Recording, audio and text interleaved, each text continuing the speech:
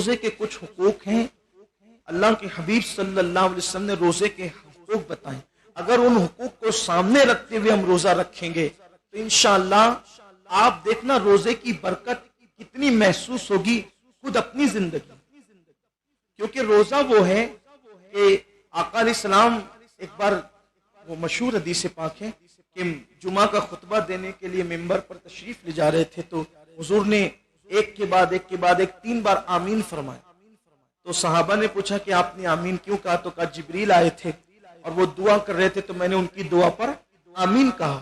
سرکار فرماتے ہیں جبریل نے یہ دعا کی کہ اللہ جو ماہ رمضان شریف آئے اور عبادت کر کے اپنی مغفرت نہ کروا لے تو اس کو اپنی رحمت سے دور کر دے، تو اس کو اپنی رحمتوں سے دور کر دے، تو میں نے آمین کہا۔ مطلب یہ ہے کہ رمضان شریف میں صرف عبادت ہی نہیں کہ چلو بس عبادت کر رہے ہیں، عبادت ایسی کرو کہ اللہ اس عبادت سے خوش ہو جائے اور ہماری مغفرت فرما دے، یعنی عبادت یوں ہو۔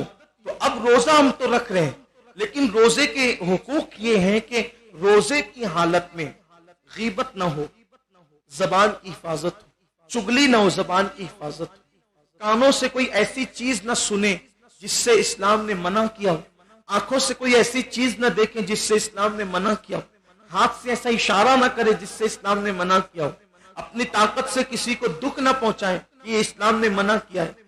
اللہ کے حبیب صلی اللہ علیہ وآلہ وسلم فرماتے ہیں روزہ ڈھال ہے، روزہ ڈھال ہے جہنم سے بچاؤ کے لیے۔ حدیث پاک کا مفہوم ہے کہ روزہ ڈھال ہے جہنم سے بچاؤ کے لیے، لیکن جھوٹ جو ہے وہ اس ڈھال کو پھاڑ دیتا ہے، یعنی پھٹی ہوئی ڈھال دشمن سے حفاظت تو نہیں کر سکتی نا، تو روزہ جہنم سے حفاظت کرتا ہے، اور ڈھال ہے، سپر ہے۔ جب جنگ ہوا کرتی تھی تو وہ تلوار کے وار جس پر روکتے تھے اس کو سپر اور ڈھال کہتے تھے، تو یہ جہنم کے عذاب کو روکنے کے لیے ڈھال دے دی گئی ہے سپر بنا کر کے، لیکن یہ پھٹ جاتی ہے ڈھال کب؟ جب روزے کی حالت میں کوئی جھوٹ بولتا ہے۔ تو اب آپ بتائیں کہ روزے کا حق تو یہ تھا کہ روزے کی حالت میں ہم جھوٹ کو چھوڑ دیتے، چھوڑ کے دیکھیے جھوٹ۔ دراصل مہینے بھر کے روزے فرض کرنے کا مقصد یہ ہے لعلکم تتقون، تاکہ تمہارے اندر پرہیزگاری پیدا ہو، تقویٰ پیدا ہو۔ میں 11 مہینے جھوٹ بول رہے ہو، سودا بیچتے ہوئے گلی محلے میں بیوی بچوں کے درمیان، اب روزہ ہے جھوٹ بولنا چھوڑ دو۔ 1 مہینے تک جب مسلسل جھوٹ بولنا چھوڑ دو گے تو عادت پڑ جائے گی جھوٹ بولنے سے بچنے کی، اور پھر شیطان کو بھی قید کر دیا گیا، نفس جو جھوٹ بولنے پہ اکساتا ہے اس کو بھی بھوکا رکھ کر کے سست کر دیا گیا، نفس بھی ڈھیلا ڈالا پڑا رہتا ہے روزے کی حالت میں، اور ادھر وہ شیطان بھی قید رہتا ہے۔ اب بندے سے کہا گیا اب کوشش کر، عادت پیدا کر۔ اب ہم مگر عادت نہیں جاتی، احتیاط کیجئے، یہ سوچ کر، صرف یہ سوچ کر کہ اگر میں جھوٹ بولوں گا تو میرا روزہ بے نور ہو جائے، جھوٹ بولوں گا تو میرا روزہ بے سود ہو جائے۔ فون پر جو لمبی لمبی باتیں روزے کی حالت میں کرتے ہو چھوڑ دو، مختصر بات کرو۔ جتنا زیادہ بات کرو گے اتنا زیادہ زبان سے جھوٹ اور غیبت کا اندیشہ ہے۔ روزے کی حالت میں کم سے کم بات کرو، ضرورت کے مطابق بات کرو۔ اور ایک بات ہے کہ سچ بولنے کی عادی بنو۔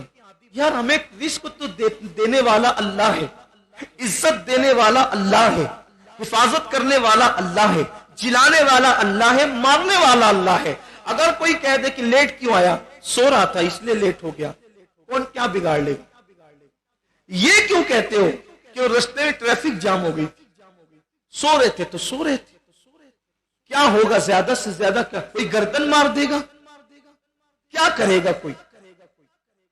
اگر ہم لیٹ ہو گئے اور سچ بول دیے کہ میں سونے نیند کی وجہ سے لیٹ ہو گیا تو نہیں پہنچ سکا، میں بچوں کو کھلا رہا تھا نہیں پہنچ سکا، لیٹ ہو گیا، کوئی کر کیا لے گا؟ اتنا ہی ہوگا کہیں نوکری کرتے تو وہ ہٹا دے گا۔ جہاں نوکری کرتے رزاق وہ نہیں ہے، رزاق اللہ ہے جس نے جھوٹ ہم پہ حرام کیا ہے۔ مسلمان سچ بول کر تو دیکھیں، مسلمان سچ بول کر تو دیکھیں۔ دراصل عبادتوں کی جو لذتیں برکتیں ہمارے چہروں پر، ہمارے دلوں پر، ہمارے کردار پر جو مرتب ہونا چاہیے وہ اس لیے نہیں ہے کہ روزہ تو رکھ رہے لیکن اس کا حق ادا نہیں کر رہے، حقوق روزہ سے غافل ہو چکے ہیں۔ مخلوق کا خوف ہے، خالق کا خوف نہیں ہے۔ بولو زبان سے سچ، حق بولو، اسی لیے رمضان شریف لایا گیا ہے تاکہ ہم پریکٹس کریں، ہم عادی بنیں، ہم اپنی زبانوں کو پاک کریں، تطہیر کریں۔ روزے کی حالت میں مت کرو کسی کی غیبت۔